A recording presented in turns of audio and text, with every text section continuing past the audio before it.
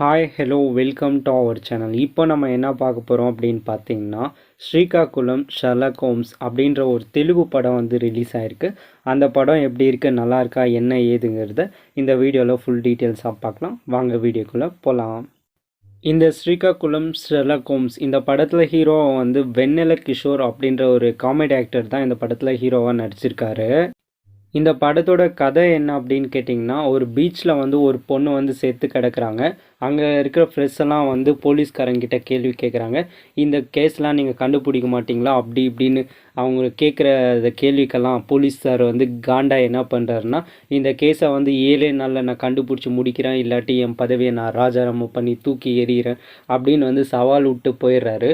போனதுக்கப்புறம் என்ன பண்ணுறதுன்னு தெரியாமல் யோசிக்கும்போது நம்ம ஹீரோ வெண்ணெல கிஷோர் சார்கிட்ட வந்து இந்த கேஸை வந்து கொடுக்குறாரு. எப்படியாவது 6 நாளில் இந்த கேஸை வந்து சால்வ் பண்ணி கொடுங்க அப்படின்னு சொல்லி கொடுக்குறாரு.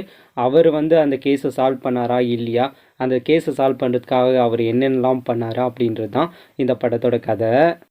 இந்த படத்தோட ஒரு பெரிய ப்ளஸ் என்னென்னு கேட்டிங்கன்னா, வெண்ணில கிஷோர் சார் வந்து ஹீரோவாக எவ்வளோ படங்கள், ஒரு 2-3 படங்கள் பண்ணியிருக்காரு. இந்த படத்துலேயும் அவர் ஹீரோவாக தான் நடிச்சிருக்காரு. ஆனால் வந்து இவர் ஹீரோவாக நடிக்கிற படத்தில் இவருக்கு வந்து சண்டை போடுற ஃபைட் சீன், மாஸ் சீன் இதெல்லாம் எதிர்பார்க்க மாட்டார். இந்த படத்தில் இருக்க ஹீரோயினுக்காக வந்து அதை தியாகம் பண்ணி விட்டு கொடுத்துருவாருன்னே சொல்லலாம். ஏன்னா இந்த படத்தில் அவர் சண்டை போட மாட்டார், ஹீரோயின் தான் பயங்கரமாக பொழுது கட்டின்னு இருப்பாங்க. இந்த மாதிரி அவர் நினச்சாருன்னா இந்த மாதிரி ஒரு மாசின் எனக்கும் வைங்கன்னு கேட்கலாம். பட் அதெல்லாம் கேட்காம அவங்களுக்கு கொடுங்க, எனக்கு காமெடி மாதிரி கொடுத்ததே போதும் அப்படின்னு கொடுத்தது வந்து ஒரு பெரிய ப்ளஸ்ஸாக சொல்லலாம். இந்த படத்தில் வந்து அவர் நடித்த விதமும் சூப்பராக இருந்தது. நார்மலாக சூப்பராக ஆக்ட் பண்ணியிருந்தார். கிளைமேக்ஸில் ஒரு சீன் வரும், அவர் வந்து இன்வெஸ்டிகேஷன் பண்ணதெல்லாம் எக்ஸ்பிளைன் பண்ணுவார். அது வேறு லெவலில் இருந்தது. இவங்கெல்லாம் பண்ணியிருப்பாங்கன்னு பார்த்தா, டே என்னடா இப்போ சொல்கிறீங்க, இவங்க எல்லாருமாடா வில்லனுங்க அப்படின்ற மாதிரி தான் இந்த படம் உங்களுக்கு வந்து கிளைமேக்ஸ் பார்க்கும்போது இருந்துச்சு. இந்த படத்தில் வர கிளைமேக்ஸில் வர சீன் மாதிரியே நடுவில் அங்கங்கே கொஞ்சம் ஒரு 2-3 சீன்லாம் வச்சுருந்தாங்கன்னா இந்த படம் இன்னும் சூப்பராக வந்திருக்கும்.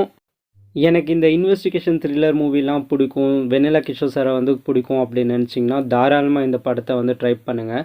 கிளைமேக்ஸில் ஒரு ட்விஸ்ட் வரும், அந்த ட்விஸ்ட்டுக்காகவே இந்த படத்தை வந்து நீங்கள் ட்ரை பண்ணலாம். ஏன்னா அது வரையும் நீங்கள் கெஸ்ஸே பண்ணியிருக்க மாட்டீங்க, இவங்க எல்லாருமாடா வில்லனுங்க அப்படின்ற மாதிரி தான் இருந்தது. கிளைமேக்ஸ் தான் இந்த படத்தோட பெரிய ஹைலைட்டாகவே சொல்லலாம். இந்த மூவி ரிவ்யூ வந்து உங்களுக்கு பிடிச்சிருந்துச்சு அப்படின்னா லைக் பண்ணுங்கள், ஷேர் பண்ணுங்கள், கமெண்ட் பண்ணுங்கள்.